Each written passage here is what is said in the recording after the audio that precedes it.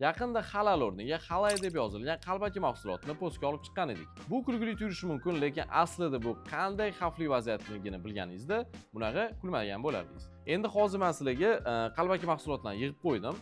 Hozir kontrafaktni turi bo'yicha va xavfi bo'yicha gaplashib o'tamiz. Bizani birinchi o'rindagi kontrafakt bu eng xavflisi.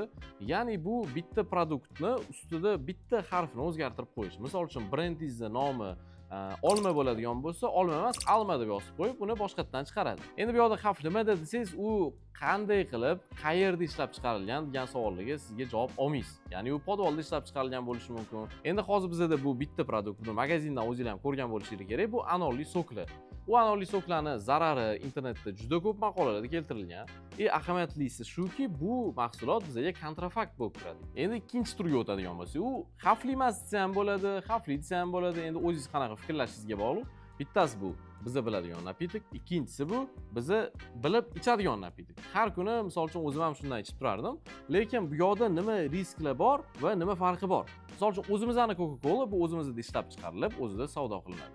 Bu produkt bizaga noqonuniy yo'llar bilan kontrafakt ko'rinishda va bu ham kontrafakt ko'rinishda olib kiriladi. Endi biz bu kontrafaktni skanerlab ko'ramiz ilovada. Ilova nomi aytilmaydi.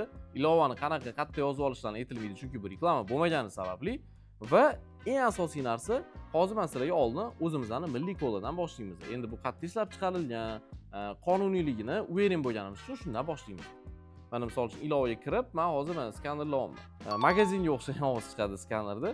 Misol uchun mana kola bo'yicha butun ma'lumotlarni beryapti. Misol uchun kola 0.25, nechta shakari bor, ozgina sostavi haqida ma'lumotlar, qayerdan kelganini ham ko'rsatib qo'yadi. Bu kontrafakt emas mahsulot. Endi kontrafakt skan qilib ko'ramiz. Misol uchun bu dan boshlaydigan bo'lsa. Pini skan qildik, bu kod topilmadi deyapti. Xuddi shunaqa vaziyat bo'ladi. Bu bilan ham xuddi shunaqa vaziyat bo'ladi, lekin bitta farqli joyi, mana men bitta tepasida QR kodi bor. Bularda bunaqa QR kod yo'q. Bizanikiga o'xshab ketadigan QR kod. Lekin bu rossiyskiy QR kod. Bu bizning prilojeniyamizda chiqmaydi, hech qayerda ko'rsatilmaydi. Ya'ni bu kontrafakt produkt.